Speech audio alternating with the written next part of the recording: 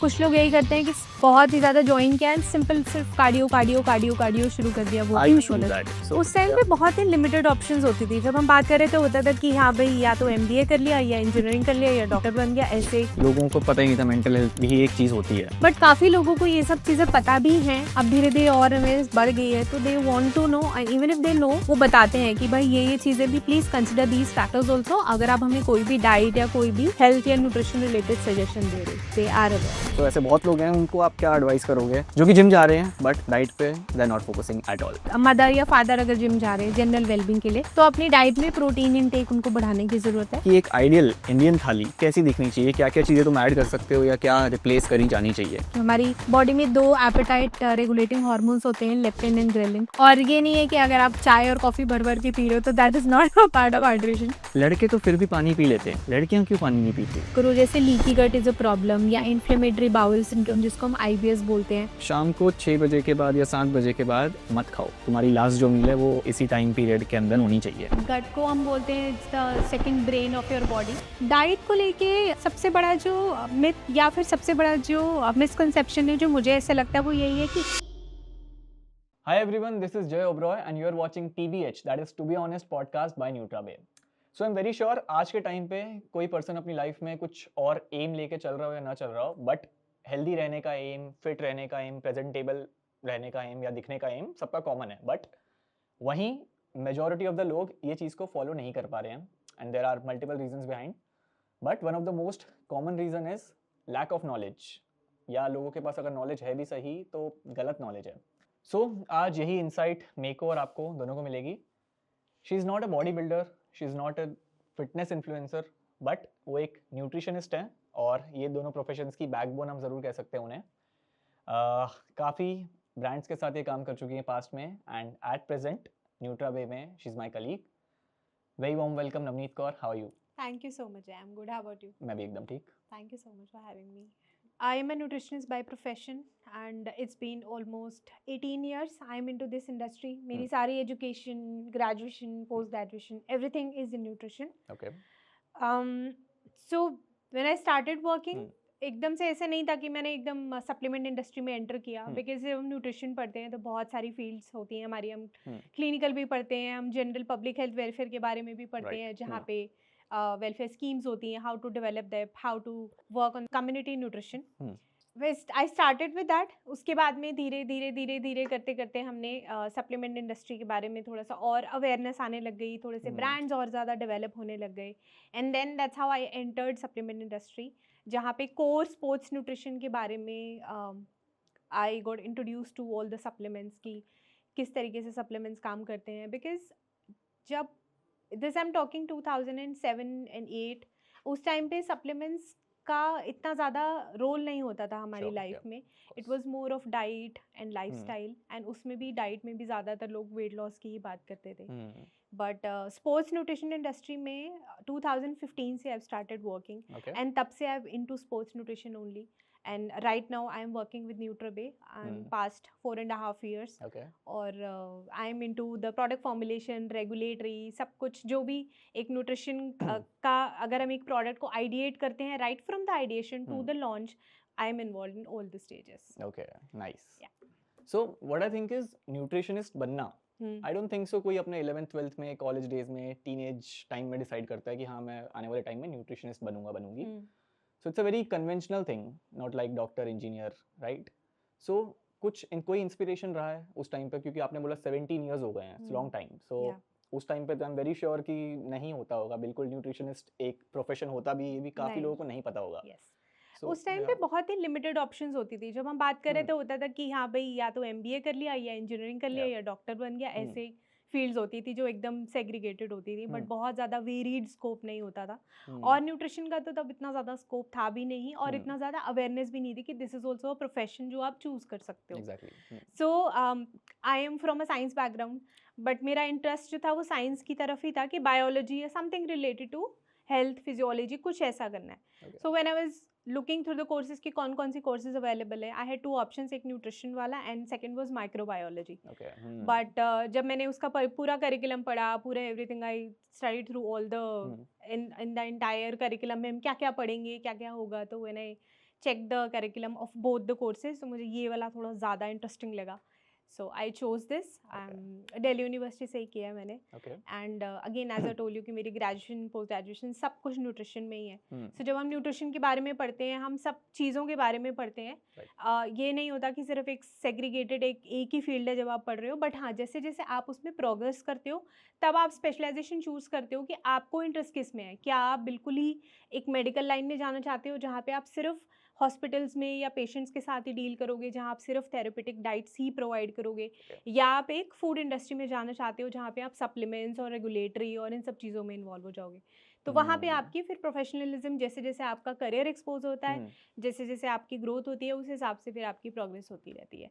But हम सब कुछ पढ़ते हैं, लाइक डॉक्टर्स जैसे एक फिजियोलॉजी भी पढ़ते हैं, एक एनाटमी भी पढ़ते हैं कि बॉडी में क्या क्या प्रोसेसेस हो रहे हैं, क्या क्या चेंजेस हो रहे हैं. क्योंकि जो भी आप चीज़ कंज्यूम कर रहे हो वो आपकी बॉडी को इंटरनली इफेक्ट करे. ऐसा नहीं कि it's topical thing which is just getting applied on the skin.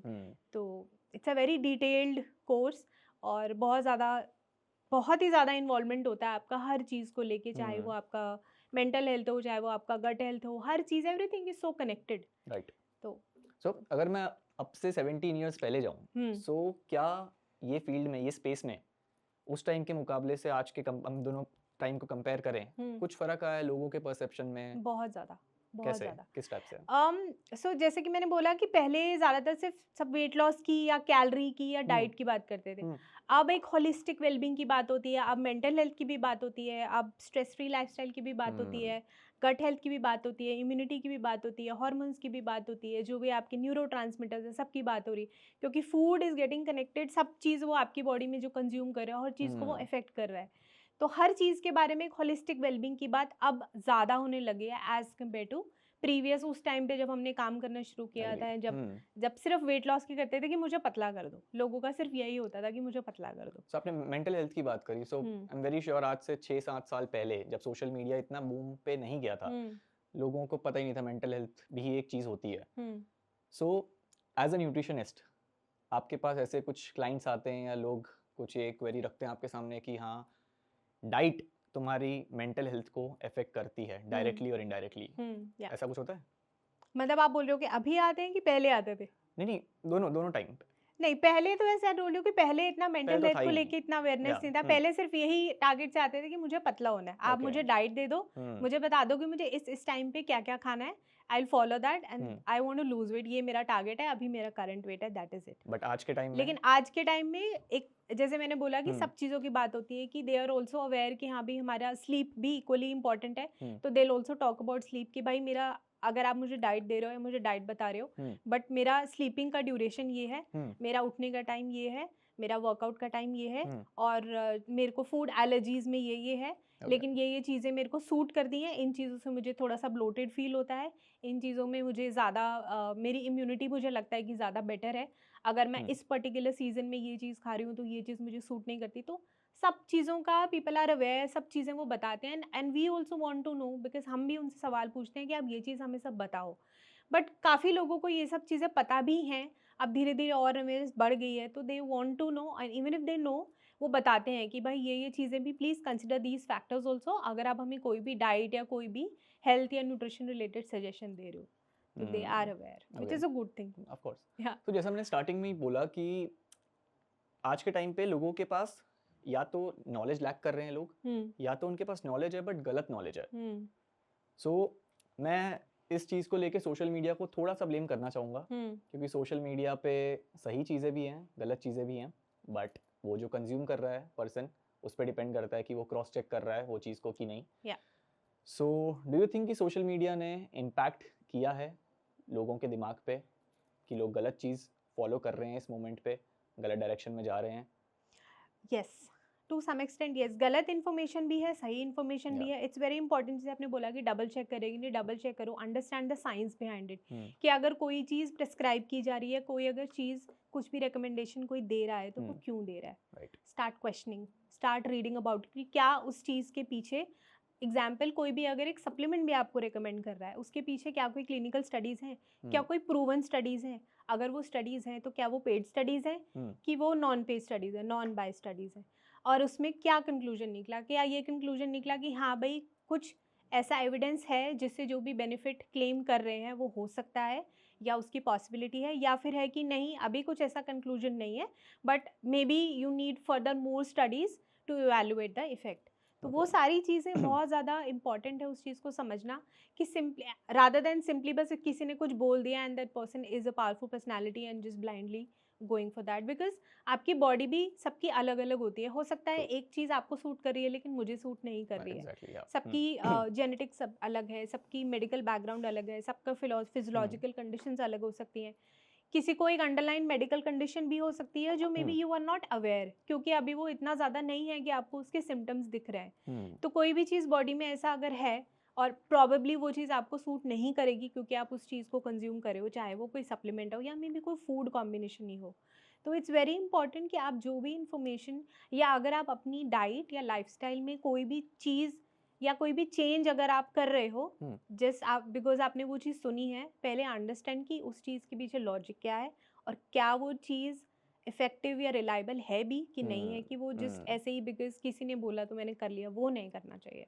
Okay, सो ये मेरे को लगता है एक न्यूबी कोई है जो अभी ये स्पेस से अवेयर हो रहा है, जो अभी जिम जाने का सोच रहा है या प्रॉपर डाइट फॉलो करने का सोच रहा है, बट सोच रहा है अभी स्टार्ट, मतलब बहुत इनिशियल फेज में है, उसका ब्रेन वॉश काफ़ी जल्दी हो जाता होगा। क्योंकि मतलब मैं अगर अपनी बात करूँ तो when I was in 11th 12th starting है, फर्स्ट टाइम जिम जाना स्टार्ट किया था।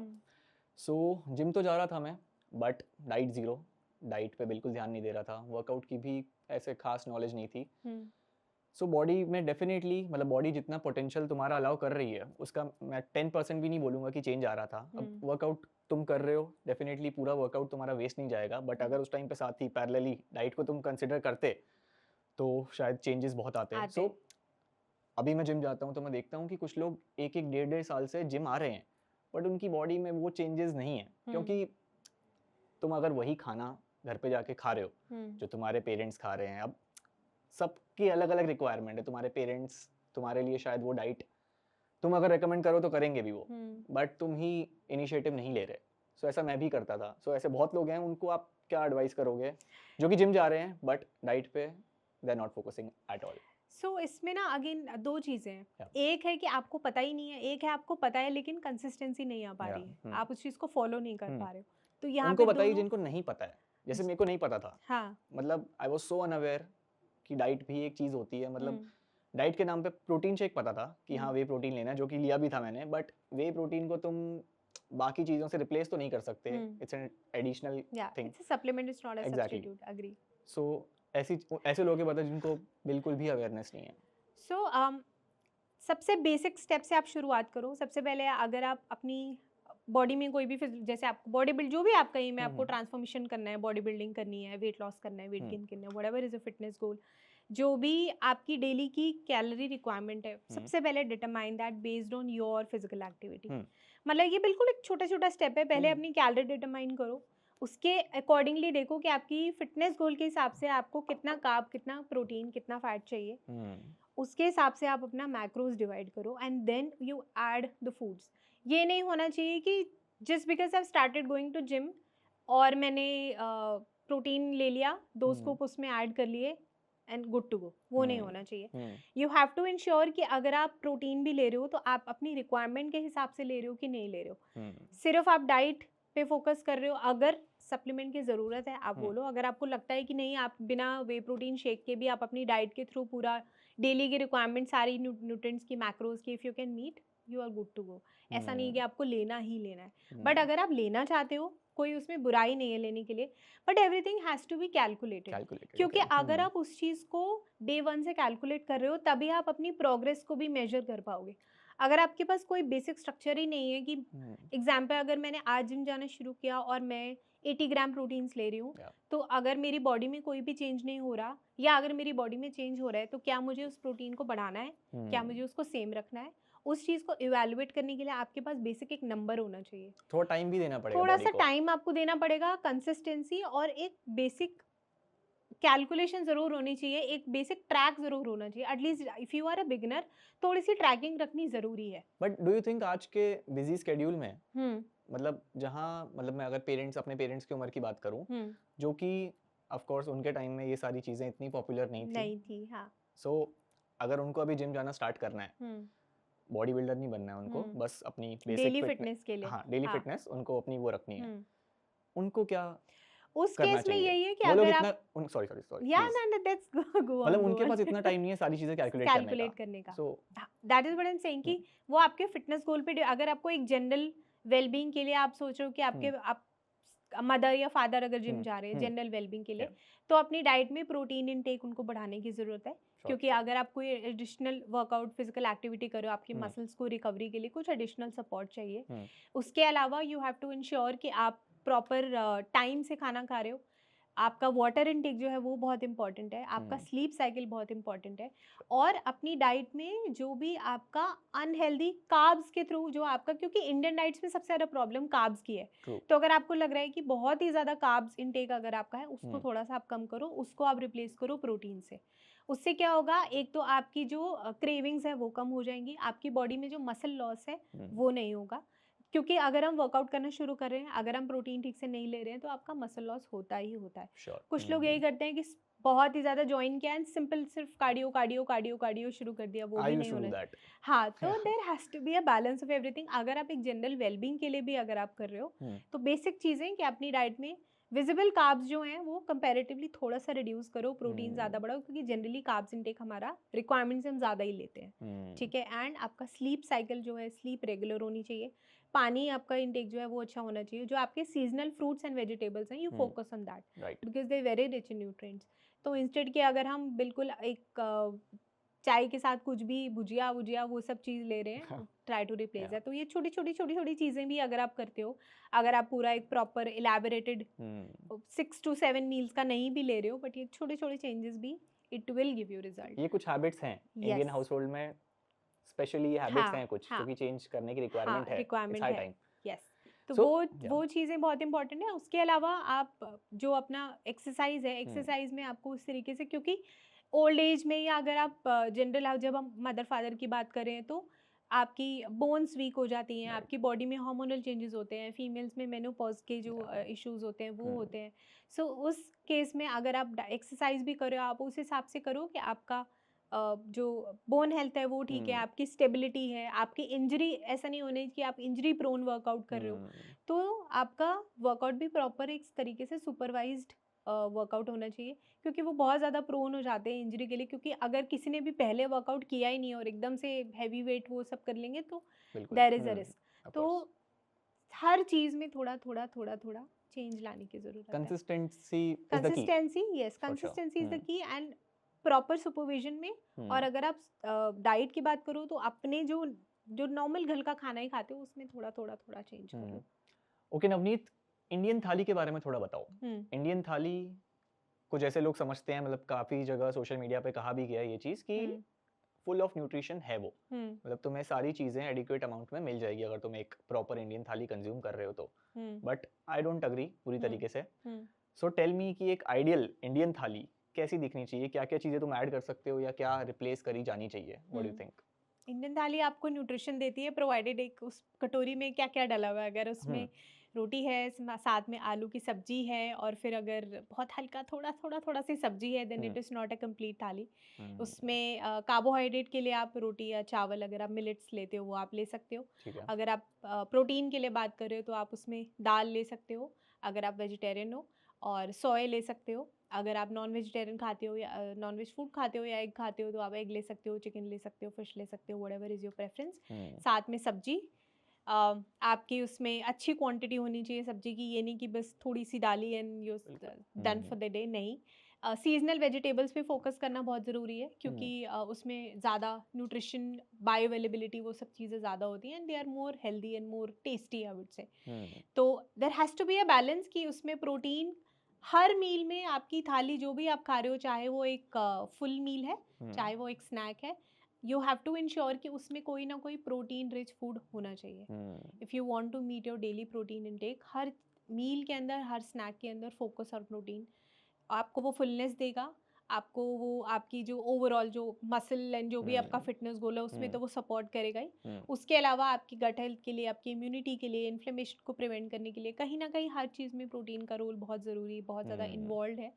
तो एक इंडियन थाली की बात करो तो एज आई टोल्ड यू कि it has to be a balance of protein, carbohydrate and for vitamins and minerals and fibre good amount of vegetables. Can we say this कि इंडियन थाली खराब नहीं है, लोगों ने बना रखी है इंडियन थाली, हाँ, इंडियन एट थाली अप टू सम खराब तो एक्सटेंट? बिल्कुल नहीं है, बिल्कुल। खराब तो बिल्कुल नहीं है, बट उसके अंदर जो फूड चॉइसेस हैं वो थोड़ा सा हमें बदलने की ज़रूरत है। अगर हम वो बदल लें तो वो बहुत ही ज़्यादा और ज़्यादा nutritious and healthy and tasty हो सकती है। राइट, आपने जो मैक्रोन्यूट्रिएंट्स की बात करी, हम्म फैट्स, कार्ब्स, प्रोटीन, हम्म क्या रोल है इनका बॉडी में, हम्म बताओ थोड़ा। कार्बोहाइड्रेट का सबसे मेजर रोल है आपकी एनर्जी, बॉडी जो आपकी एनर्जी गिविंग न्यूट्रिएंट है दैट इज कार्बोहाइड्रेट।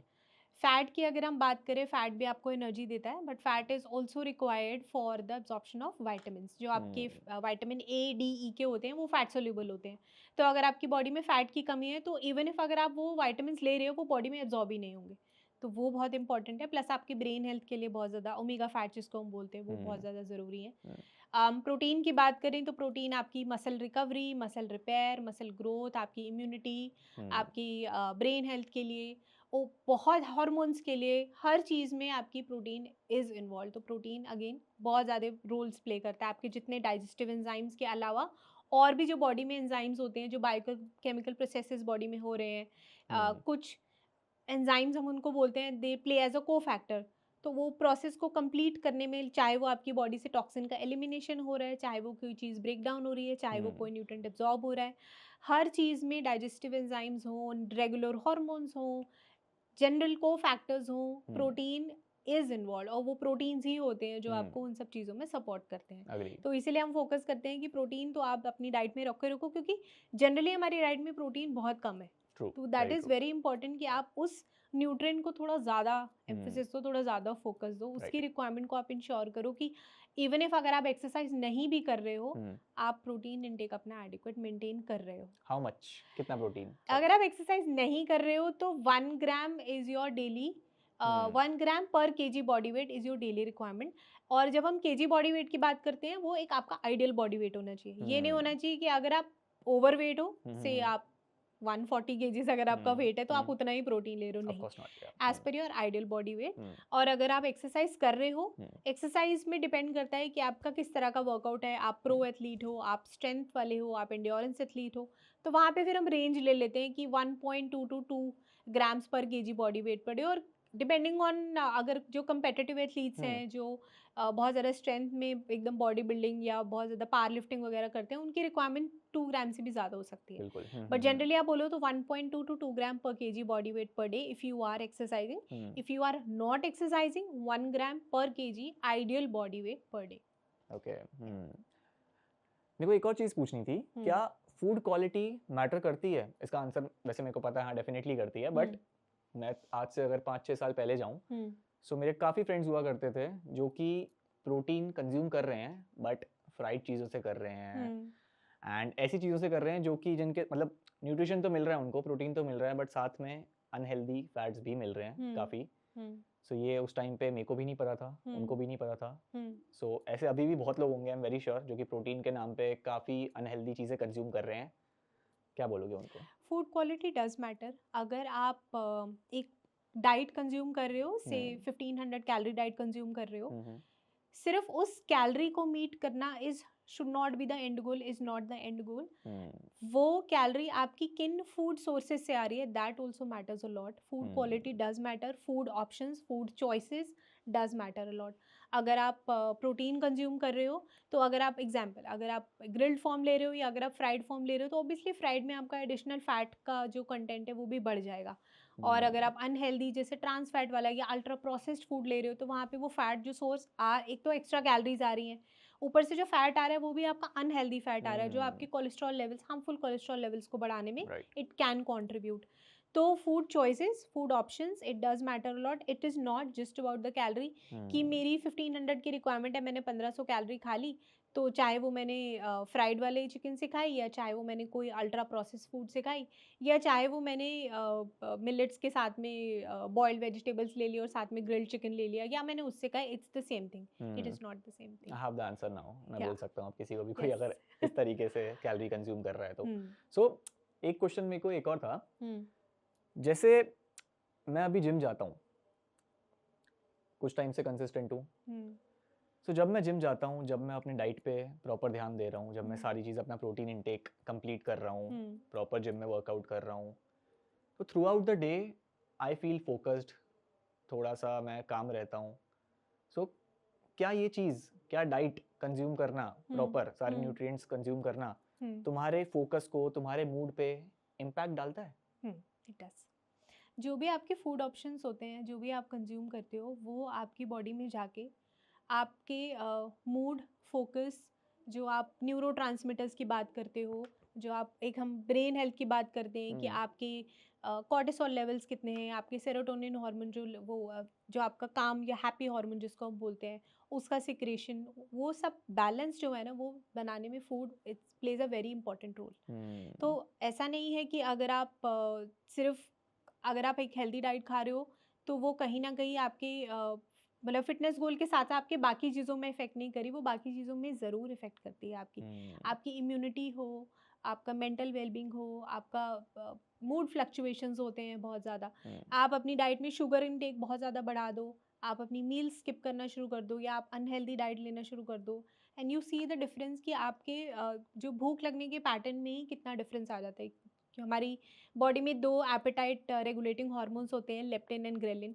उनका इम्बैलेंस हो जाता है, आपकी फूड क्रेविंग्स बढ़ जाती हैं. अगर आप फूड क्रेविंग्स भी बढ़ती हैं, उसमें भी you want to eat foods which are very high in fat and sugar content.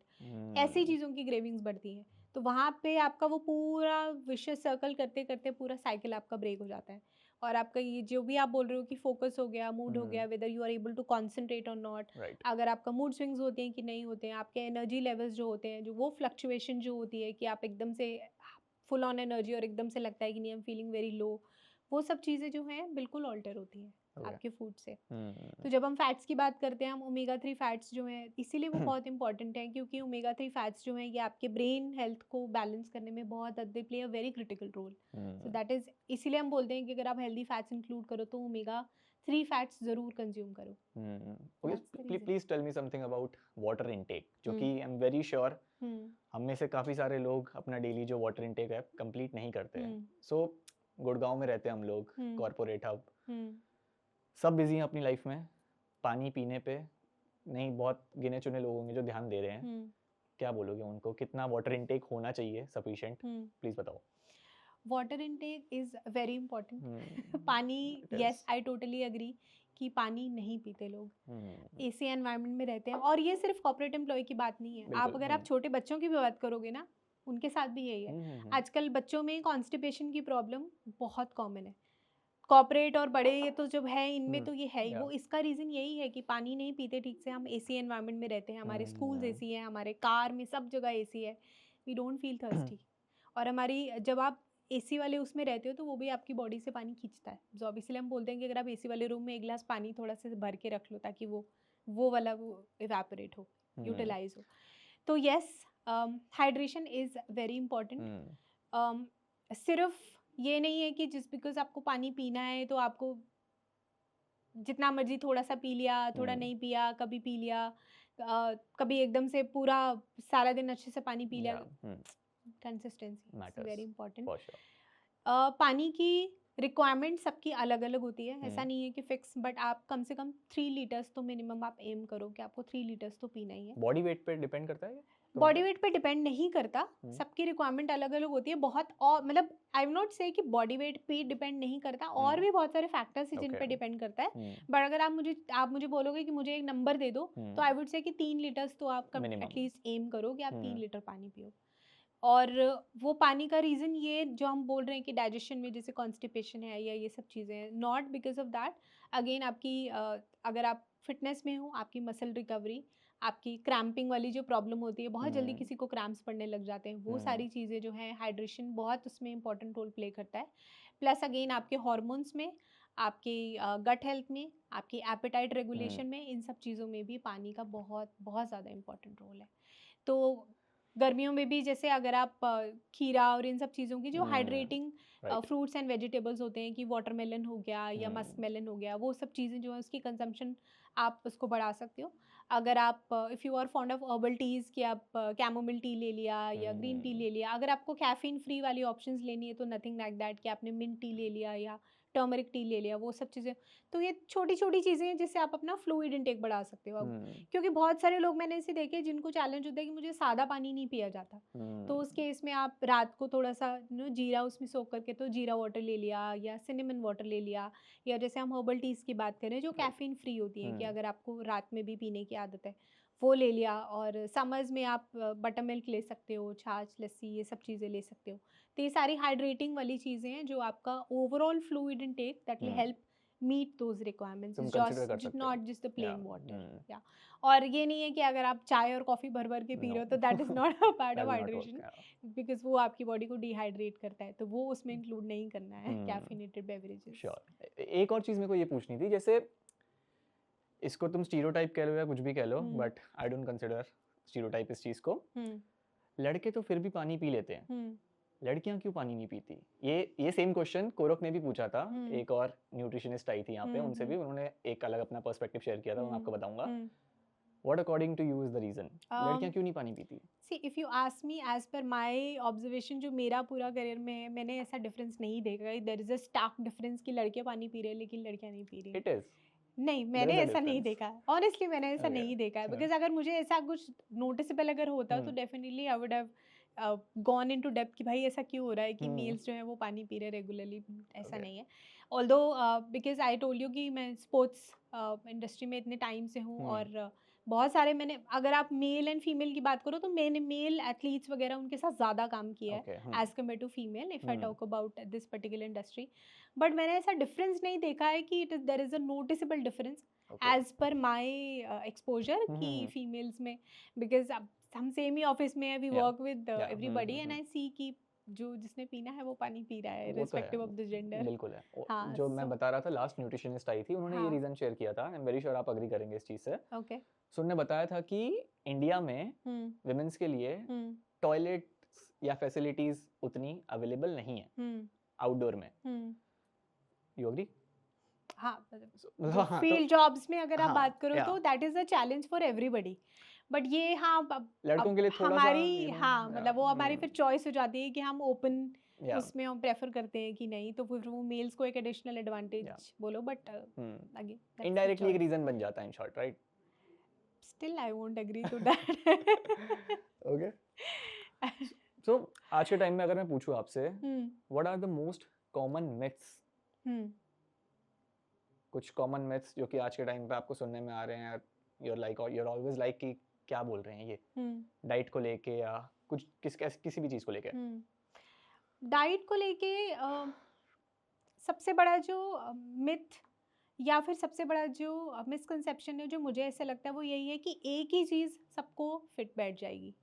वो मुझे लगता है कि ये एक सबसे बड़ा मिथ है कि सबकी बॉडी अलग अलग है, सबकी रिक्वायरमेंट अलग अलग है, तो वन डाइट के not fit all body types, all sizes. ठीक है, that is one of the biggest misconception कि आपने किसी को रिजल्ट आ रहा है, आपने किसी को देखा एंड आपने बिल्कुल एग्जैक्टली उसको फॉलो करना शुरू कर दिया बिकॉज उसको रिजल्ट आ रहा है तो मुझे भी आएगा ही आएगा। आपको आ भी सकता है, आपको नहीं भी आ सकता, और अगर आ भी रहा है तो फिर वो कितने फ्रिक्वेंटली आ रहा है दैट कैन ऑल्सो वेरी। ये एक बहुत ही बड़ा मिसकंसेप्शन है। दूसरा ये होता है कि कार्ब्स बहुत बुरे हैं, फैट बहुत बुरा है, सिर्फ प्रोटीन प्रोटीन प्रोटीन प्रोटीन बहुत अच्छा है लेकिन कार्ब्स एंड फैट भी अच्छे हैं। डिपेंड करता है कि आप उसमें क्या फूड चॉइसेस क्या ले रहे हो। अगर आप सिंपल शुगरी, कार्बोनेटेड और ये सब सारी ड्रिंक्स या फिर आप बहुत ज़्यादा शुगर लोडेड जो फूड्स होते हैं अगर आप वो खा रहे हो, इंस्टेड के अगर आप होल ग्रेन्स चूज़ कर रहे हो, आप मिलेट्स भी खा रहे हो, आप राइस भी ले रहे हो, वाइट राइस लो कोई दिक्कत नहीं है, आप रोटी भी ले रहे हो, बट एक बैलेंस्ड क्वांटिटी में एज पर योर रिक्वायरमेंट अगर आप ले रहे हो तो कार्ब्स बहुत अच्छे हैं, आपको एनर्जी देते हैं, आपके एनर्जी लेवल्स को मेंटेन करते हैं। और क्योंकि अगर आप कोई भी न्यूट्रिशन, बिल्कुल कोई भी न्यूट्रिएंट अपनी बॉडी से बिल्कुल ही हटा रहे हो, हर न्यूट्रिएंट का एक इम्पॉर्टेंट रोल है to play in the body. ये नहीं होना चाहिए कि बिल्कुल एकदम सब कुछ ही एकदम हटा दिया। उससे क्या होता है कि आपकी बॉडी में क्रेविंग्स वगैरह बहुत ज़्यादा बढ़ जाती है। जब हम एकदम क्रैश डाइट्स पे जाते हैं जो बहुत ही ख़राब होती हैं, I don't recommend crash diets, उस केस में यही होता है कि क्रेविंग्स आपकी सबसे जल्दी आती हैं, क्योंकि कोई भी चीज़ को एकदम से आप अपनी इतने टाइम से आप खा रहे हो, आप यूज टू, आपकी बॉडी उस चीज़ को मेटाबलाइज कर रहे हैं, आप एकदम से कम कर देते हो तो क्रेविंग्स बढ़ती है। तो कार्ब्स के साथ जनरली हम्म, सबसे ज़्यादा यही होता है कि जब लोग एकदम डाइटिंग पे आते हैं तो सब कुछ एकदम छोड़ देते हैं।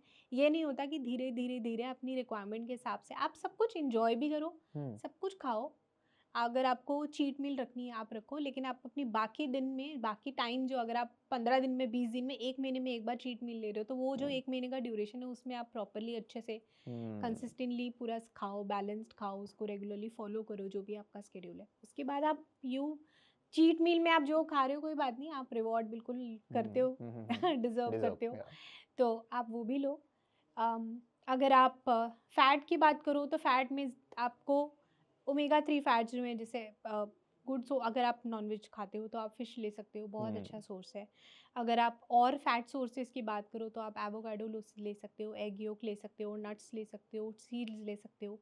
ये सारे जो हैं इसमें हेल्दी फैट्स होते हैं, आप वो कंज्यूम करो इंस्टेड कि आप जो ट्रांस फैट या हाईली प्रोसेस्ड, फ्राइड या एकदम रेडी टू ईट फूड्स जिसको हम बोलते हैं, वो आप कंज्यूम कर रहे हो। तो it is just about the choices. हर चीज़ को खाओ, इंजॉय करो, लेकिन उस चीज़ को ध्यान से एकदम ऑब्जर्व करो कि भाई क्या ये चीज़ मेरे को न्यूट्रिशन देगी, कुछ फ़ायदा देगी। अगर आप कोई पैकेट वाला चीज़ भी खा रहे हो, स्टार्ट रीडिंग द लेबल। लोग लेबल नहीं पढ़ते हैं, ठीक है, जस्ट बिकॉज उसके फ्रंट पे लिखा हुआ है कि it is healthy, that does not mean it is healthy. बिल्कुल। उसको पलटो, उसका लेबल पढ़ो, उसकी इंग्रेडिएंट लिस्ट पढ़ो। देखो, सबसे पहला जो भी हमारे अक्रॉस द ग्लोब ये होता है कि अगर आप इंग्रेडिएंट लिस्ट किसी भी पैकेट में होती है ना, तो वो डिसेंडिंग ऑर्डर में होते हैं उसके इंग्रेडिएंट। जो भी इंग्रेडिएंट सबसे पहले लिखा है वो सबसे ज़्यादा क्वांटिटी में होगा। सो क्या इंग्रेडिएंट वहाँ दिख जाए तो तुम्हें उसे कंसिडर नहीं करना है या उसे अगर अनहेल्दी आप उसका सबसे पहला इंग्रेडिएंट शुगर है, ठीक है, अगर उसका सबसे पहला इंग्रेडिएंट रिफाइंड फ्लावर है, ओके, तो आजकल क्या होता है कि हम जब बोलते हैं रिफाइंड फ्लावर तो हम मैदा की बात करते हैं। मैदा या व्हीट फ्लावर भी मैदा ही होता है। If it is whole wheat flour then it is atta. Okay, तो दिस इज न्यू। हाँ, दिस इज न्यू। तो ये लोगों को नहीं पता है कि व्हीट फ्लावर भी मैदा हो सकता है। जरूरी नहीं कि अगर उन्हें व्हीट फ्लावर लिखा है तो वो आटा ही होगा। Whole wheat flour can be atta. तो किसी किसी लेबल के अंदर ना उन्होंने परसेंटेजेस दी होती हैं कि if it is a blend of different flowers, कि अगर उसमें मिलेट्स भी हैं, होल व्हीट फ्लावर भी है, तो उसमें कितना कितना रेशो है वो भी आप देख सकते हो। तो ये छोटी छोटी चीज़ें, आप लेबल पढ़ो, आप इंग्रेडिएंट पढ़ो, आप उसमें देखो कि उसको फैट कितना मिल रहा है उसमें, उसके अंदर आपको शुगर कितना मिल रहा है। शुगर में भी एक होता है नेचुरल शुगर, एक होता है एडेड शुगर। एडेड शुगर देखो कितना है। तो ये चीज़ें बहुत इंपॉर्टेंट है। Right.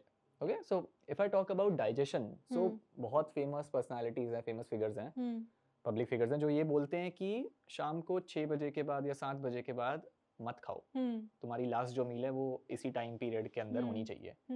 What do you think? See, जो ये टाइमिंग वाली चीज़ है ना, ये सब पे एप्लीकेबल नहीं हो सकती। जैसे बहुत सारे लोग हैं जो रोटेशनल शिफ्ट्स में काम करते हैं, जैसे पायलट्स होते हैं, पायलट्स की भी कोई फिक्स शिफ्ट नहीं होती। तो it is more about the overall calorie intake and it is more about the macros that you are taking throughout the day, because आपका वर्क ऐसा है, आपका लाइफस्टाइल ऐसा है। लाइफस्टाइल ऐसे जब हम बात करें कि जब जब हमने ये एम्प्लॉयज़ की बात करी जो इस तरीके से रोटेशनल शिफ्ट्स में काम करते हैं, तो अगर आपका वो डिमांड ही ऐसी है तो आपको उस टाइम आप भूखे नहीं रह सकते, आप डिनर करोगे। तो ऐसा नहीं है कि अगर आप 6 बजे के बाद खा रहे हो तो वो आपको नुकसान देगा। अगर आपकी if you are eating within your requirement, if you are eating, keeping a check on the calorie intake, if you are keeping a check on the carbohydrate, protein and fat, तो टाइमिंग इतना important नहीं है, इतना matter नहीं करता। But हाँ, अगर आप जैसे लोग इंटरमिटेंट फास्टिंग फॉलो करते हैं, या अगर इस तरीके से ही अपना, क्या है इंटरमिटेंट फास्टिंग, ये बता दो। इंटरमिटेंट फास्टिंग पे हम आते हैं। इंटरमिटेंट फास्टिंग जो है हमारा ये होता है कि हम एक पर्टिकुलर ड्यूरेशन में ही खाना खाते हैं। तो अगर हम 24 आवर्स की बात करें जो हमारे दिन में होता है, तो generally it is 16 into 8, 16 hours की फास्टिंग होती है। 8 आवर्स का विंडो है जिसके अंदर आप खाना खा रहे हो। तो वो 8 आवर्स का ड्यूरेशन है ना, वो आप चूज करते हो कि मुझे बिल्कुल सुबह सुबह खा के उस अपना शाम का जो लास्ट मील है वो मुझे 3-4 बजे तक खत्म करना है, उसके बाद मुझे नहीं खाना। या फिर मुझे सुबह नहीं खाना, मुझे अपना से 9 बजे या 12 बजे अपना मील शुरू करना है, या 1 बजे मील शुरू करना है, और फिर मुझे उसको शाम तक लेके जाना है। Then it has to be 16 hour का फास्टिंग। तो वो भी बहुत लोग फॉलो करते हैं। सो किस तरीके का आप डाइट फॉलो कर रहे हो उस पे डिपेंड करता है। अगर आप वो वाला इंटरमिटेंट फॉलो कर रहे हो तो फिर वो 6 बजे के बाद वाला अगर आपको नहीं करना, विच इज़ ओके। अगर आप कोई भी डाइट फॉलो नहीं करें, जनरली एक नॉर्मल आपका स्केड्यूल है कि जैसे हम है कि हम 9 to 5 जॉब वाले की है, एंड रात को हमें देर से नहीं खाना या मुझे 7 बजे तक अपना डिनर करना है, absolutely fine, there is no compulsion कि नहीं आप खाओ। अगर आपको नहीं खाना, इट्स ओके। लेकिन अगर आपका वर्क स्केड्यूल ही ऐसा है कि आपको खाना ही पड़ेगा, there is no harm in that. Okay, got it. Yeah. But उन लोगों की बात करूं जो खाने के बाद तुरंत सो जाते हैं, रिगार्डलेस ऑफ वो हेल्दी खा रहे हैं या अनहेल्दी खा रहे हैं, कुछ भी खा रहे हैं, बट खाने के बाद तुरंत सो जा रहे हैं within 15-20 minutes. That I would not recommend कि आप खाने के तुरंत बाद ही एकदम सो जाओ। एटलीस्ट आप 1 to 2 आवर्स का गैप अगर आप दे पाओ तो नथिंग लाइक दैट। थोड़ा सा उसमें कीप मूविंग ताकि आपका खाना जो है वो प्रॉपर्ली डाइजेस्ट हो जाए, आपको वो हैवीनेस ना लगे कि आप खाते एकदम लेट गए तो लगता है कि खाना ऊपर तक आ रहा है, या आपको बहुत ज़्यादा बर्पिंग होने लग रही है, या बहुत ज़्यादा ब्लोटेड या हैवी फील हो रहा है। तो उस केस में इट इज़ वेरी इंपॉर्टेंट कि खाना खाने के बाद, जैसे पुराने टाइम में क्या होता था, लोग सैर पे निकल जाते थे, तो आप, और ऐसा भी नहीं है कि अगर आप वॉक पे जाओ तो आपको ब्रिस्क वॉक करना है, खाना खाने के बाद आपकी एकदम हल्की लाइट वॉक होनी, जिसको हम बोलते हैं कि सैर पे जा रहे हैं, आराम से चलो, कोई दिक्कत नहीं है। जनरली हम ऑफिस में भी यही करते हैं, हम खाना खाते हैं उसके बाद नीचे थोड़ा सा टहल के आते हैं, विच is a very good practice.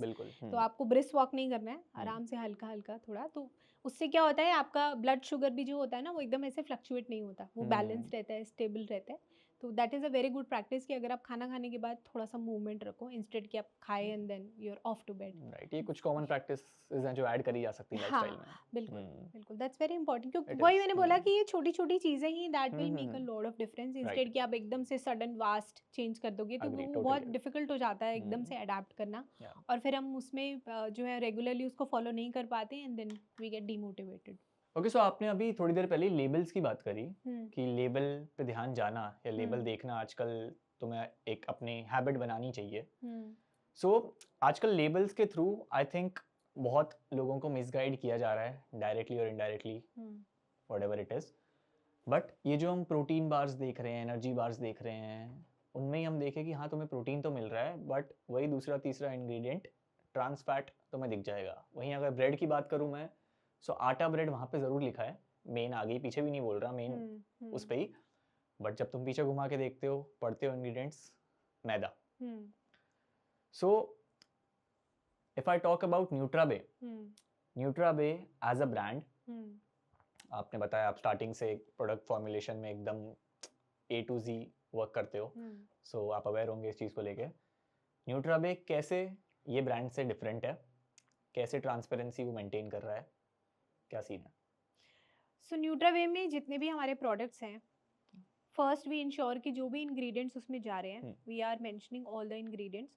उसके अलावा अगर हम उस पर्टिकुलर इंग्रेडिएंट का, जैसे आप एक वे प्रोटीन की बात करो, तो अगर आप उसका लेबल देखोगे, चाहे हमारा गोल्ड वे आइसोलेट है, गोल्ड वे कॉन्सेंट्रेट है, प्योर वे आइसोलेट, प्योर वे कॉन्सेंट्रेट, जो भी है, हमने उस वे प्रोटीन में उसका जो फिल्ट्रेशन मेथड है वो भी लिखा हुआ है, जैसे it's a cross flow micro filtered whey, तो दैट इज एक्सट्रैक्शन प्रोसेस, तो हम वो भी उसमें बताते हैं।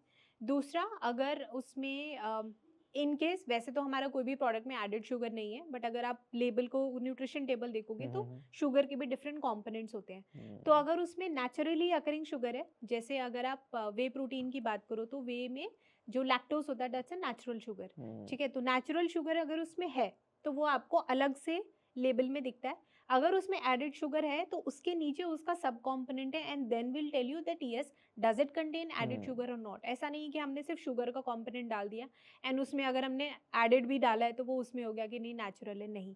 There is a proper bifurcation of natural and added. Although न्यूट्रावे के कोई भी प्रोडक्ट में अभी तक हमने एडेड शुगर नहीं डाला है, and we don't aim to. Besides that जो भी उसमें इंग्रेडिएंट, जैसे मैंने पहले भी बताया था, वो डिसेंडिंग ऑर्डर में होती है, तो जो भी इंग्रेडिएंट सबसे पहले आ रहा है वो सबसे ज़्यादा क्वांटिटी में है, और जो भी उसमें हमने एडिटिव्स एडिशनल, अगर हमने उसमें 0 कैलोरी स्वीटनर डाला है which is a sucralose, so we have mention उसका INS कोड प्रॉपर सब कुछ इसमें मेंशन है। एंड अगर हमने उसमें नेचुरल स्वीटनर डाला है, जैसे हमने बायोअब्जॉर्ब में जो नेचुरली स्वीटेंड है उसमें मंक फ्रूट डाला है, तो उसमें वो मंक फ्रूट उसका नाम मेंशन है कि हमने वो स्वीटनर यूज़ किया है। तो जो भी हम स्वीटनर यूज़ कर रहे हैं हम उसमें मेंशन कर रहे हैं। अगर हमने कुछ जब भी आप एक प्रोटीन पाउडर बना रहे हो, अगर आप उसमें थोड़ा सा फ्लेवर डाल रहे हो, अगर आप उसमें स्वीटनर डाल रहे हो, अगर आप उसमें कोई भी कोको पाउडर डाल रहे हो, तो अल्टीमेटली जब आप एक प्रोटीन शेक कंज्यूम करते हो तो आप चाहते हो कि उसका जो एक्सपीरियंस है वो अच्छा हो, कि आपको प्रॉपर एक इवन गुड कंसिस्टेंसी वाला, स्मूथनेस वाला, अच्छे माउथ फील वाला आपको एक प्रोटीन शेक मिले। सो उसके लिए इफ़ यू वांट कि सारे इंग्रेडिएंट्स प्रॉपरली अच्छे से ब्लेंड हो जाएं, you have to add some of the additives, कि अगर आप उसमें लंपिंग नहीं होनी चाहिए तो आप उसके लिए एंटी केकिंग एजेंट डालोगे। और अगर आप चाहते हो कि आपकी प्रोटीन क्वालिटी, अगर उसका शेल्फ लाइफ 18 मंथ्स का है या 24 मंथ्स का है, तो डे 1 से लास्ट डे तक मुझे उसकी क्वालिटी सेम मिलनी चाहिए। ये नहीं कि मेरा प्रोटीन या जो भी उसमें एडिटिव्स या एडिशनल इंग्रेडिएंट्स है उसकी क्वालिटी डिटीरियोरेट हो रही है, वो नहीं होना चाहिए। तो उसके लिए आप उसमें स्टेबलाइजर डालते हो थोड़ी सी क्वांटिटी में, which is again permitted by the regulatory authorities कि उसका इतना ही अमाउंट होना चाहिए। तो वो अगर हमने उसमें ऐड किया है too, because it is playing some role in that to ensuring कि it will give you the required quality and quantity, so उस केस में हम वो भी मेंशन करते हैं। तो अगर हमने उसमें कुछ ऐड किया है वो भी हमने उसमें मेंशन किया है। अगर उसमें कोई भी है, जैसे it's a pure, it's a unflavoured whey जिसके अंदर कुछ भी नहीं है, तो we are giving you the extraction process through which it has been extracted. तो वी इंश्योर कि जो भी चीज़ उसमें एडिटिव्स या उसमें कोई भी हमने flavour, sweetener, thickener, binding agent कुछ भी डाला है, we are mentioning everything and every ingredient has a purpose. ये नहीं है कि जस्ट बिकॉज वो चीज़ उसमें बाकी ब्रांड्स ने भी डाली है, या अगर उसमें जस्ट हमें एक फिलर की तरह डालना है हमने डाल दिया, नहीं। अगर आप कोई भी लेबल देखोगे और अगर आप चाहते हो कि उस लेबल में जो भी इंग्रेडिएंट है उसका बाइफिकेशन जानना चाहते हो कि मेरे गोल्ड वे कॉन्सेंट्रेट में ये सारे इंग्रेडिएंट्स हैं, मुझे उसका पर्पस बताओ कि आपने क्यों डाला है, we have the answer with us कि हाँ, अगर हमने उसमें कोई पर्टिकुलर चीज़ डाली तो उसका क्या रोल है। ऐसा नहीं है कि जस्ट उसको फिलर में भरना था तो हमने कि हमें 25 ग्राम प्रोटीन देना है बाकी कुछ भी डाल दो, नहीं। और जो हमारी मल्टीविटामिन टैबलेट्स हैं या जो पिल बॉटल्स आती हैं उसमें जो भी हम कलर्ड टैबलेट यूज़ करते हैं, तो कलर्ड में भी वी इंश्योर कि it is we are using the permitted safe colour, harmful colour हम नहीं यूज़ कर रहे। अगर जो FSSAI के अंदर जो परमिटेड भी हैं उसके अंदर भी वी इंश्योर कि हम उसमें से भी सिलेक्टिवली केयरफुली चूज़ करें कि हम आपको मोस्ट सेफेस्ट जो है इंग्रेडिएंट जो है उसमें ऐड करके दे रहे हैं। और ऑब्वियसली अगर टैबलेट है तो यू वांट कि वो फटे नहीं या टूटे नहीं, उसमें मॉइस्चर ना हो, तो वो थोड़े बहुत बाइंडर्स या एंटी केकिंग तो एजेंट्स जाते हैं, विच is a normal ingredient composition. But मेरी सबसे ज़्यादा कोशिश ये रहती है, हमारे पूरे NPD डिपार्टमेंट की सबसे ज़्यादा यही रहती है कि हम कोई भी ऐसी चीज़ उसमें ना जाए जिसका कोई रोल नहीं है।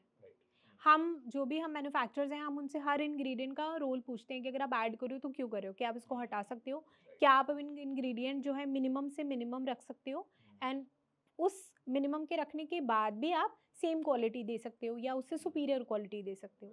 सो that is always our aim जब भी हम कोई भी प्रोडक्ट को फॉर्मुलेशन जब हम मैन्युफैक्चरर के साथ क्लोज करते हैं। सो ये तो आई टोटली अग्री कि जितनी भी साल की न्यूट्राबे की जर्नी रही है उसमें कंपनी ने कस्टमर की तरफ ट्रांसपेरेंसी तो मेंटेन रखी है। ओके, दिस कुड साउंड थोड़ा सा of the topic, but I want to ask कि जो मैंने अभी प्रोटीन बार्स और ब्रेड की बात करी, सो क्या ये मतलब एथिकली सही तो नहीं है मिसगाइड करना अपने कस्टमर्स को, अपने कंज्यूमर्स को? व्हाट डू यू थिंक, मतलब क्या अपनी सेल बूस्ट करने के लिए इट इज़ ओके? क्या सही प्रैक्टिस सही है?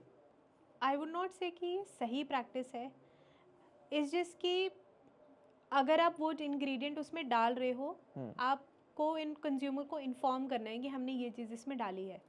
क्योंकि अगर वो चीज़ उसमें डाल रहे हैं और अगर वो लेबल पे लिख रहे हैं तो एज़ पर कंप्लाइंस तो वो सही है कि अगर हमने शुगर डाला तो हमने बता दिया, या अगर हमने राइस ब्रान ऑयल डाला है तो हमने बता दिया। बट कंज्यूमर को वो चीज़ के बारे में अवेयर करना कि ये चीज़ हमने डाली है, और कंज्यूमर कि खुद भी ये रिस्पॉन्सिबिलिटी है कि जब वो लेबल पढ़ रहा है तो consumer should also make an effort कि भाई अगर वो चीज़ उसमें डली है तो वो क्या वो हार्मफुल है, क्या वो हेल्दी है। या एग्जाम्पल अगर हम शुगर की बात करें तो शुगर अगर हमने डायरेक्टली भी अगर नहीं उसमें डाला है, अगर हमने उसमें डेक्सट्रोज लिख दिया है या अगर हमने लिक्विड ग्लूकोज लिख दिया है, वो भी शुगर का ही एक फॉर्म है, तो वो चीज़ बताना कि भाई ये भी एक तरह का एडेड शुगर ही है। और customer should also get aware कि भाई व्हाट इज दिस डेक्सट्रोज, अगर आपने डेक्सट्रोज डाला ये क्या है मुझे बताओ। तो question, it's a two way process. एक ब्रांड को भी बताना चाहिए कि हमने ये चीज़ इसमें डाला है, it is up to you, आपकी चॉइस है आप लेना चाहते हो नहीं। और एक कंज्यूमर की भी रिस्पॉन्सिबिलिटी होनी चाहिए कि कोई भी चीज़ अगर आप खरीद रहे हो, अंडरस्टैंड द लेबल कि उसमें क्या है। मुझे 10 ग्राम प्रोटीन मिल रहा है, मुझे चाहिए, फाइन, प्रोटीन के अलावा बाकी चीज़ें क्या है, अगर उसमें 52 ग्राम की बार में 10 ग्राम प्रोटीन है तो बाकी चीज़ भी तो कुछ है ना, वो क्या है, वो क्या आपको कुछ किसी तरीके का आपको कोई और फॉर्म न्यूट्रिशन दे रही है। अगर वो थोड़ा सा हेल्दी फैट दे रही है, थोड़ा सा आपको कार्ब भी दे रही है, लेकिन वो कॉम्प्लेक्स कार्ब के थ्रू, सोर्सेज के थ्रू दे रही है कि हाँ भाई हमने थोड़ा सा बार्ले डाल दिया या हमने थोड़ा सा ज्वार डाल दिया या रागी डाल दिया, देन इट इज़ फाइन। तो it has to be a two way step जहाँ पे दोनों पार्टीज़ को it's very important to communicate well and to understand well कि उसमें क्या है। मेरे को एक और चीज़ पूछनी है, ये मैं पर्सनल एक्सपीरियंस से बोल रहा हूँ।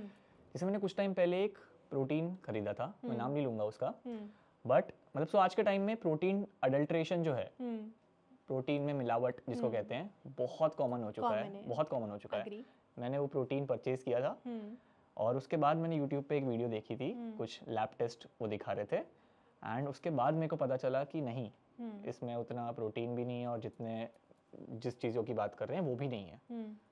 सो एक कंज्यूमर को जो कि अवेयर नहीं है ये स्पेस से, आपको इतना टाइम हो गया ये स्पेस में, ऐसे केसेस आए हैं, आपने सुनने में आया है कि हाँ इतना अडल्ट्रेशन हो रहा है प्रोटीन में आज के टाइम में, सो एक कंज्यूमर कैसे बचा जा सकता है?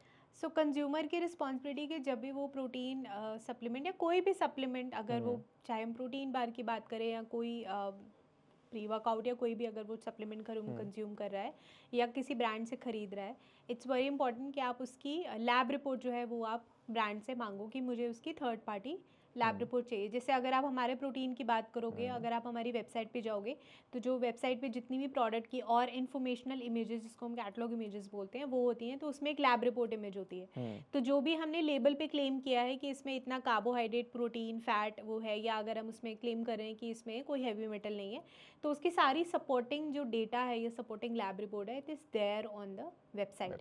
तो वहाँ पे आपको वो सपोर्टिंग इन्फॉर्मेशन मिल जाती है where in you can verify. तो अगर जैसे हम यूरोफिन से कराते हैं तो यूरोफिन्स जो है हमारी लैब रिपोर्ट्स में हम एक एडिशनल QR कोड भी देते हैं। अगर आप इस QR कोड को स्कैन करोगे, वो आपको यूरोफिन्स की वेबसाइट पे राउट करके वही सेम रिपोर्ट, पूरी वो रिपोर्ट आपको शो करता है, क्योंकि हमने एक छोटा सा उसमें वो डाला है, इट्स एन एलैबोरेटेड रिपोर्ट। तो उससे क्या है कि आप डबल चेक कर सकते हो। ऐसा नहीं है कि जो इन्फॉर्मेशन बस ब्रांड ने दी है, if you want to verify कि क्या वो लैब रिपोर्ट ऑथेंटिक है, you also have a way to verify through a QR code. तो इस तरीके से अगर आप कोई भी प्रोटीन पाउडर खरीद रहे हो, इंश्योर कि उसको थर्ड पार्टी जो है वो लैब वेरीफाइड एक लैब रिपोर्ट साथ में ब्रांड आपको ज़रूर दे, जिससे आप वेरीफाई कर सकते हो। और अगर आप खुद से चेक करवाना चाहते हो तो बहुत सारी लैब्स है जो ऑफर करती हैं। अगर आप इफ़ यू फील कि नहीं मुझे खुद भी टेस्ट कराना है, तो आप अपनी जो प्रोडक्ट की जो मैक्रो टेस्टिंग है वो करा सकते हो, या कोई और पैरामीटर के लिए अगर आप कराना चाहते हो कि मुझे हैवी मेटल के लिए देखना है या मुझे अमीनो स्पाइकिंग के लिए देखना है, तो वो आप खुद भी करवा सकते हो। You are open to do that. Okay, so I want to ask, there was a time जब मैं फास्टेड वर्कआउट किया करता था। सो फास्टेड वर्कआउट मतलब भूखे पेट वर्कआउट करना। भूखे पेट कर रहा हूँ तो डेफिनेट सी बात है सुबह ही कर रहा हूँ मैं, शाम को नहीं कर रहा। So do you recommend fasted workout करना किसी को भी? फास्टेड वर्कआउट ऐसा नहीं है कि it has to be a mandate, और ऐसा भी नहीं है कि वो ख़राब है। एज़ पर योर लाइफस्टाइल, अगर आपको सूट करता है आप कर सकते हो। बहुत लोगों को खाली पेट ही ज़्यादा कंफर्टेबल लगता है।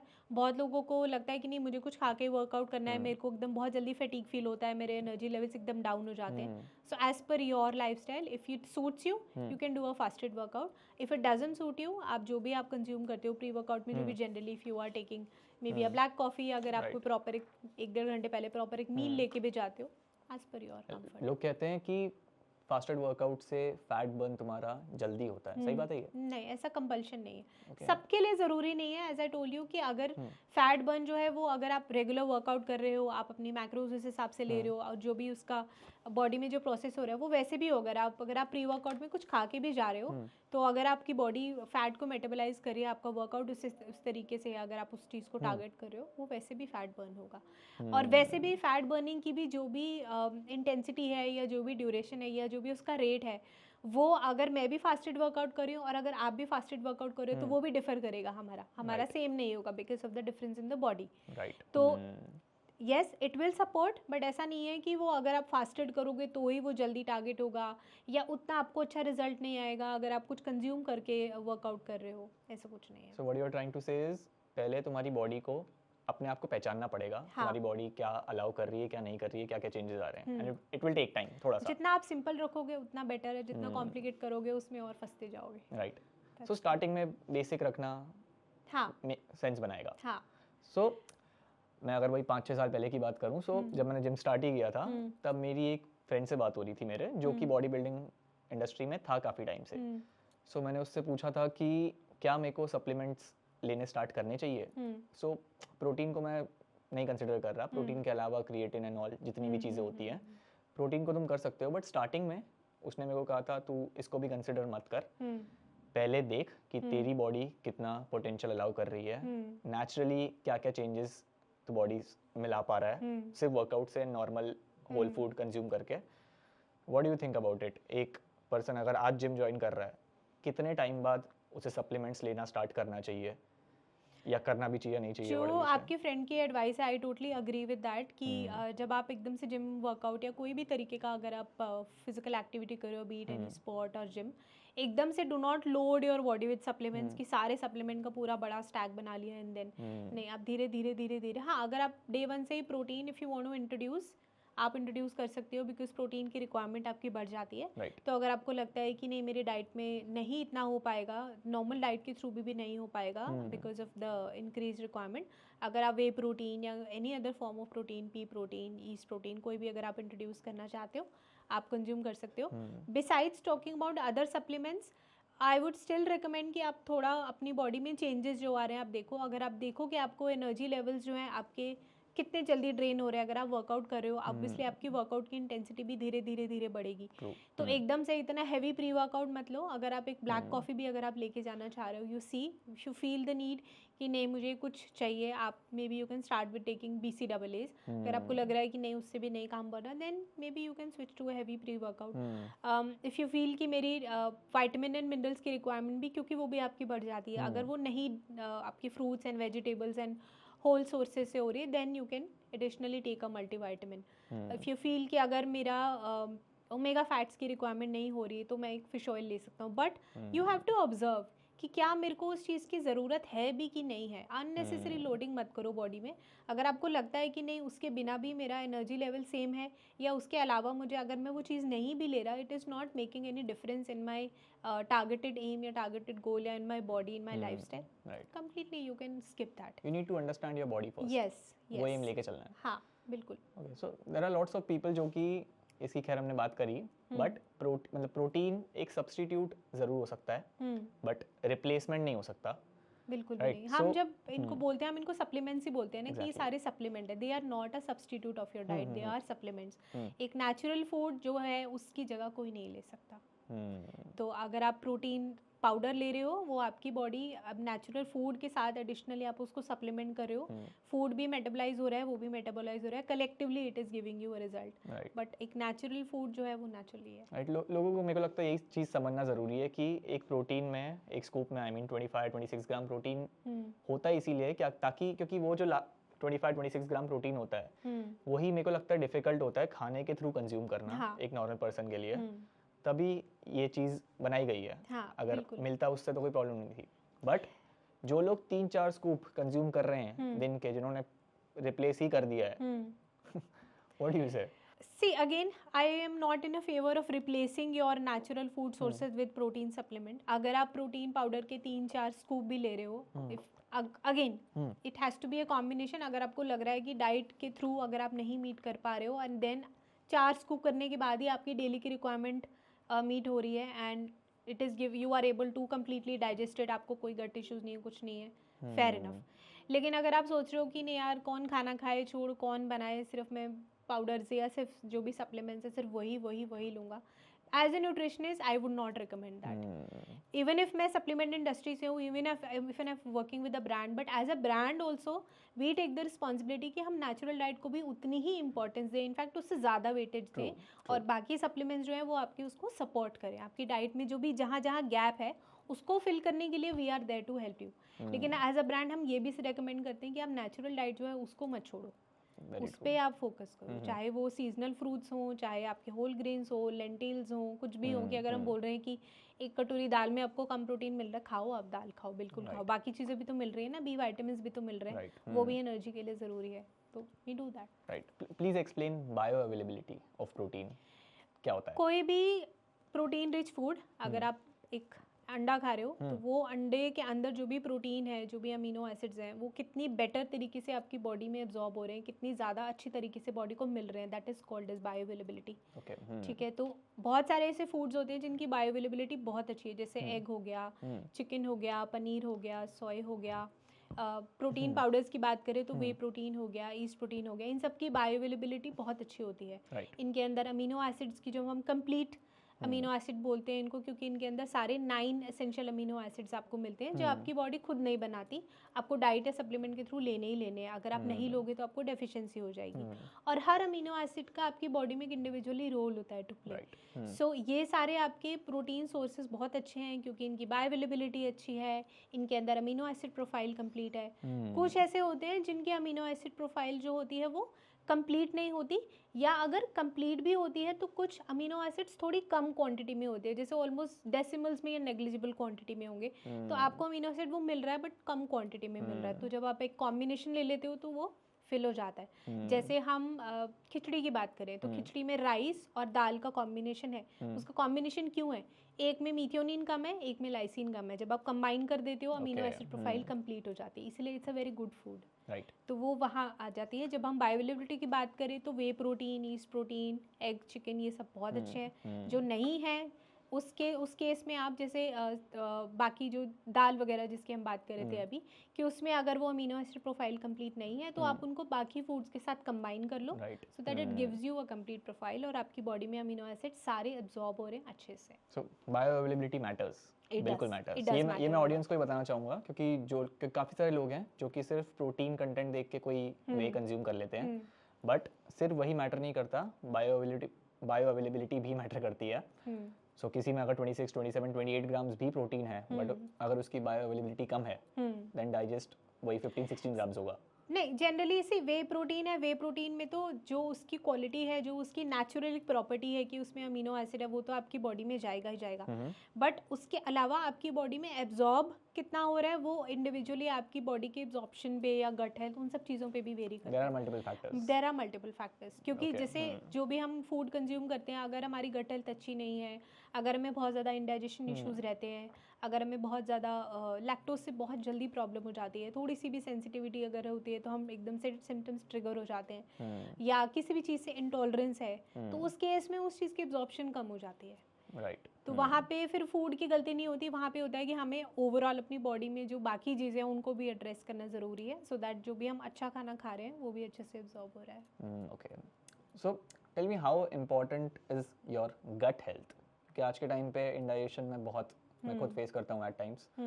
सो गट हेल्थ कितनी इंपॉर्टेंट है और कैसे उसे इम्प्रूव किया जा सकता है? गट को हम बोलते हैं it's the second brain of your body. Okay, that is very important क्योंकि गट में आपके जो भी आपके माइक्रो ऑर्गेनिजम्स जो हैं, जो आपके गुड माइक्रो ऑर्गेनिजम्स हैं, it is not only affecting your just the digestion process, आपके जितने भी इम्यूनिटी वाले सेल्स हैं वो सारे आपके that lies in your gut health. तो गट उसके लिए बहुत इंपॉर्टेंट है, आपके ब्रेन हेल्थ के लिए बहुत ज़्यादा इंपॉर्टेंट है। अगर आपका गट इम्बैलेंस हो जाता है तो जो आपकी जिसके हम मेंटल वेलबींग की बात करते हैं कम्प्लीटली डिस्टर्ब हो जाती है। तो गट का सिर्फ इतना रोल नहीं है कि बस मैंने खाना खाया अच्छे से एब्जॉर्ब हो गया, नहीं, बहुत सारी चीज़ों में इन्वॉल्व है। अगर आप डाइजेशन को लेके भी या खाने को लेके भी, या अगर बॉडी में कुछ हमें लाइफस्टाइल में या डाइट में कुछ चेंजेस भी करने हैं, बहुत सारी ऐसी स्टडीज़ हैं जो एक्सक्लूसिवली सिर्फ गट हेल्थ को लेके होती हैं, क्योंकि आपकी गट के अंदर जो आपके माइक्रो ऑर्गेनिजम्स हैं उनका जो कॉम्पोजिशन है कि कौन कौन से माइक्रो ऑर्गेनिजम्स ज़्यादा हैं, कौन कौन से माइक्रो ऑर्गेनिजम्स जो हम गुड माइक्रोब्स की बात करते हैं वो कम है, वो कैसे इफेक्ट कर रहे हैं, that also plays a very important role. बहुत सारी ऐसी स्टडीज़ हैं जिसमें जो बहुत सारे ऐसे लोग लिए गए जिसमें उनकी गट हेल्थ बहुत अच्छी थी और जिसमें उनकी गट हेल्थ बहुत ख़राब थी। तो जो उनका माइक्रोबिल, जो उनका गट का जो कॉम्पोजिशन था कि कौन कौन से माइक्रोब ज़्यादा और जो बैड वाले थे, देन उसका कंपैरिजन किया गया। तो उनको जो इश्यूज़ हो रहे हैं और उनको जो इश्यूज़ नहीं हो रहे हैं उसका कि क्या ये सेम है, क्या ये अलग है, और अगर किसी को उस पर्टिकुलर कॉम्पोजिशन में हमने जो गुड वाला है उसमें अगर हमने उसको चेंज किया तो क्या इम्प्रूवमेंट आया, हमने बैड वाले में गुड वाले कम कॉम्पोजिशन हमने सप्लीमेंट के थ्रू जो भी हमने वो किया, देन उसमें क्या डिफरेंस आया, क्या वो सिम्टम्स कम हुए, क्या कुछ और एडिशनल प्रॉब्लम्स हुई। तो इतना डिटेल्ड स्टडीज़ आजकल हो रही हैं गट हेल्थ को लेके। If you really want to understand, बहुत सारी डॉक्यूमेंट्रीज हैं, बहुत सारे हमारे सोशल मीडिया प्लेटफॉर्म्स हैं, you can view that documentaries, you can study about that, it's very fascinating.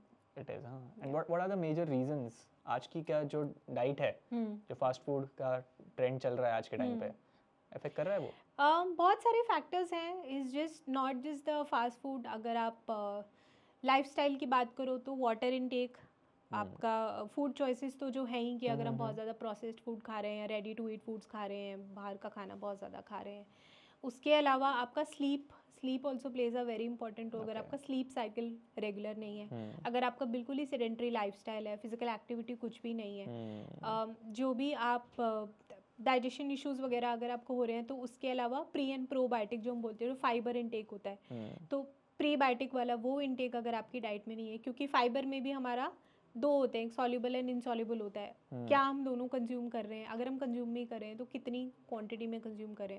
तो it's not just those junk foods, बहुत सारे और फैक्टर्स हैं जो उस चीज़ को collectively that accounts for a good gut health. कि हाँ भाई, रेगुलर जो है मेरा एकदम बाउल मूवमेंट भी सब अच्छा है, मुझे बहुत ज़्यादा फ्रिक्वेंटली इंडाइजेशन भी नहीं होता, जो भी मैं खाना कंज्यूम कर रहा हूँ अच्छे से डाइजेस्ट हो जाता है. तो it matters. And what are the food items जो कि आप रेकमेंड करोगे वो पर्सन को जिसकी गट हेल्थ ठीक नहीं है बट वो इम्प्रूव करना चाहता है? अगर आपको कोई ऑलरेडी अंडरलाइंग कंडीशन नहीं है, जैसे गट, अगर आप कुछ ऐसे मेडिकल कंडीशंस की बात करो, जैसे leaky gut is a problem या इन्फ्लेमेटरी बाउल सिंड्रोम जिसको हम IBS बोलते हैं, उस केस में अगर है, या फिर अल्सरेटिव कोलाइटिस, इस तरीके की सिवियर अगर डाइजेशन इश्यूज हैं, तो उस केस में आपको एक प्रॉपर न्यूट्रिशन या डाइटिशियन या एक डॉक्टर के सुपरविजन के अंदर ही आपको एक डाइट पर्टिकुलर फॉलो करनी चाहिए. क्योंकि उस केस में भी क्या होता है कि कुछ चीज़ें सूट करती हैं, कुछ चीज़ें नहीं सूट करती हैं. If 2 people they have IBS, तो ज़रूरी नहीं है कि उन दोनों को बिल्कुल सेम चीज़ें सूट करेंगी एंड सेम चीज़ों से ही उनके सिम्टम्स ट्रिगर होंगे. बट कीपिंग दैट असाइड, अगर आपको कोई भी और इस तरीके की सिवियर प्रॉब्लम नहीं है जहाँ पे आपको मेडिकल सुपरविजन की रिक्वायरमेंट है, उस केस में आप फर्मेंटेड फूड्स जो हैं वो अपनी डाइट में जो है अच्छे से इंक्लूड कर सकते हो.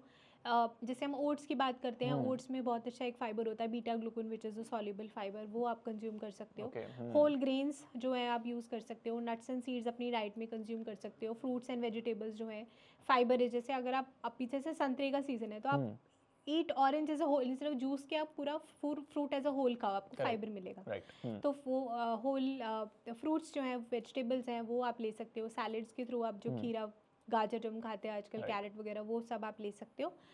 इफ़ यू फील स्टिल कि मेरी डाइट में अभी भी नहीं हो पा रहा है, तो आप सप्लीमेंट जैसे सॉल्युबल फाइबर सप्लीमेंट, जैसे न्यूट्रोपे का गुड गट फाइबर है, that's a very good soluble fibre supplement.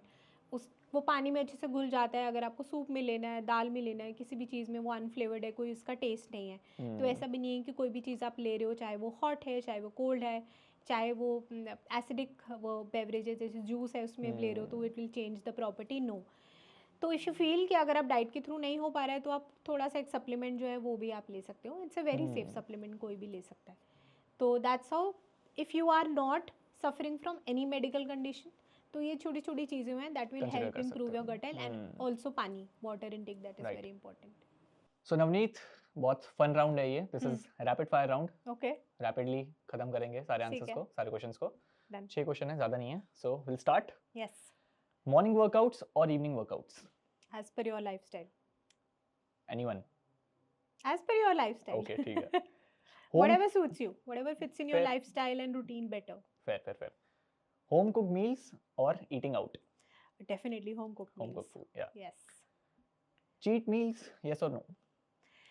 Cheat meals, yes. Yes? Yes. Okay. Provided आपका जो बाकी का जो schedule है, that you are following proper good, एकदम regularly without making any compromises on that. Right. Protein shakes or whole food protein?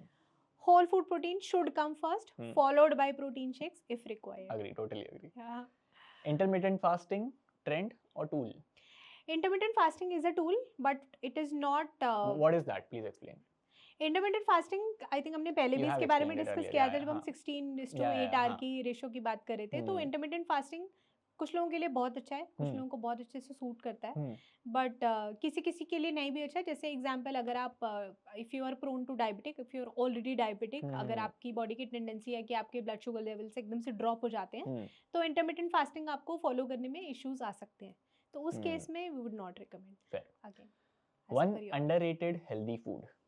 One underrated healthy food, I think lentils को सब बहुत बोलते हैं कि प्रोटीन नहीं है, ये है, वो है, but underrated I think I feel it is underrated, क्योंकि अब सोशल मीडिया की वजह से बाकी चीज़ों को इतना ज़्यादा हाइप मिल गया है, तो लेंटिल्स बिल्कुल एकदम ऐसे वो हो गए हैं कि नहीं यार, इसमें तो इतने से इसमें तो कुछ प्रोटीन ही नहीं होता। बट प्रोटीन ठीक है, कम क्वांटिटी में होता है, लेकिन इसमें बाकी न्यूट्रिएंट्स भी हैं, तो ऐसा नहीं है कि कम्प्लीटली उनको डाइट से हटाना जो है वो एक गुड वो है कि आप उसको भी अपनी डाइट में रखो, उसके साथ में एडिशनल सपोर्टिंग चीज़ें भी लो। बट समहाउ मुझे ऐसे लगता है कि लेंटिल्स बिल्कुल एकदम ऐसा अलग थलग सा कर दिया है कि नहीं यार, दाल में तो इतना कुछ होता ही नहीं है, तो इसीलिए आई फील कि now it has become underrated, क्योंकि now everybody is talking about other, अगर हम फैंसी फूड्स की बात करें तो सोया एडमाम हो गए या बाकी वो चीज़ें, टोफू वोफू, वो सब जितनी चीज़ें वेजिटेरियंस के लिए और इतनी सारी ऑप्शंस ओपन हो गई हैं, तो यहाँ पे थोड़ा सा उसको साइडलाइन कर दिया है। ओके, सो कंक्लूजन के तौर पे एक पर्सन अगर स्टार्ट करने जा रहा है, सो ये सब छोड़ो, what according to you healthy lifestyle, एक हेल्दी लाइफस्टाइल कैसा दिखता है या कैसा दिखना चाहिए? एक हेल्दी लाइफस्टाइल में आप एक, जिसको बॉडी बिल्डर नहीं बनना है, जिसको बस थोड़ा हेल्दी रहना है, अपने आप को डिसेंट पोर्ट्रे करना है, दैट्स इट। सो एक हेल्दी लाइफस्टाइल में आप एक ऐसी डाइट कंज्यूम कर रहे हो जिसको आप बहुत अच्छे से खुशी खुशी खा रहे हो, आप एकदम ऐसे परेशान होके नहीं खा रहे कि अरे यार ये आज मुझे फिर से खाना है। You should enjoy your food. You should enjoy your food Every and you meal. should make peace with it, और जो भी आप उसमें कंज्यूम कर रहे हो, आप उस हर उसका एक छोटा छोटा पार्ट भी आपको न्यूट्रिशन दे रहा है, ठीक है, आपकी हेल्थ के ऊपर अंदर जाके कॉम्प्रोमाइज़ नहीं कर रहा। उसके अलावा आप जो अपना बाकी जो, अगर आप हेल्थ फूड को छोड़ के जो बाकी आपका रूटीन है, प्रॉपरली आप उसमें आपके लिए वर्कआउट के लिए भी एक आपको थोड़ा सा टाइम आप निकाल रहे हो, you are staying active and you are also enjoying, you are also hanging out with your friends, you are also जो आपका काम है, जो आपका वर्क, जो ऑफिस का स्केड्यूल है, या किसी भी चीज़ में आप इन्वॉल्व हो, जो आपके कमिटमेंट्स है, उसको भी you are fully able to fulfil that. तो it is a balance of everything wherein you are not compromising on anything. Specifically अगर हम खाने की बात करें तो वो एक फोर्स्ड चीज़ नहीं होनी चाहिए कि मैं एक पर्टिकुलर डाइट फॉलो कर रही हूँ तो मुझे ये खाना ही खाना है, even if I don't want to eat it, you are enjoying your food. I totally agree. जाते जाते मैं एक चीज़ और लास्ट बोलना चाहूँगा, क्योंकि ये बहुत सही चीज़ बोली आपने, क्योंकि तुम ये चीज़ को, ये पूरी प्रोसेस को थोड़ा इजी गोइंग रख सकते हो, एंड आई वुड से रखना चाहिए, क्योंकि एक टाइम पे मेरा ये 0-100 वाला चलता था कि अगर मैं वर्कआउट नहीं कर रहा हूँ तो मैं डाइट भी नहीं ले रहा हूँ, फिर मैं लेट भी उठ रहा हूँ, फिर मैं पानी भी नहीं पी रहा, फिर मैं कुछ नहीं कर रहा, फिर जब मैं कर रहा हूँ तो मैं सब सारी चीज़ें एक्सट्रीम पे कर रहा हूँ। सो मेरे को लगता नहीं एक्सट्रीम पे करना इज नेसेसरी, क्योंकि तुम शायद उसे लॉन्ग टर्म में कंटिन्यू नहीं कर पाते हो। जब तुम सारी चीज़ें ज़बरदस्ती कर रहे होते हो, खा भी रहे हो, तो बहुत मतलब इट्स नॉट रॉन्ग ज़्यादा खाना या अच्छी मील लेना, कंसिस्टेंटली लेना, बट फोर्सफुली नहीं करना चाहिए, right?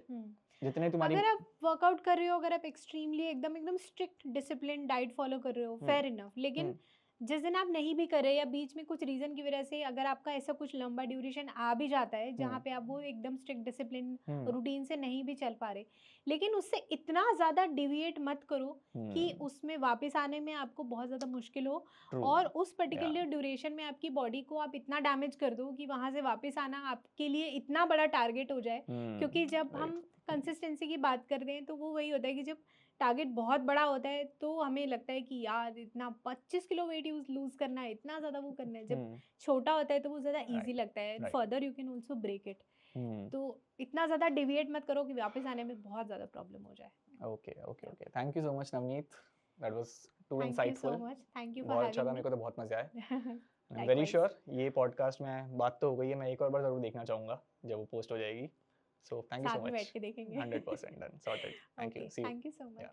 So guys, that's it for this episode. मिलते हैं नेक्स्ट वीडियो में, तब तक के लिए न्यूट्राबे चैनल को सब्सक्राइब कर दो, अपने फ्रेंड के साथ ये वीडियो शेयर कर दो और कमेंट करके बताओ आपको कौन सी इन्फॉर्मेशन सबसे ज़्यादा इंसाइटफुल लगी। See you.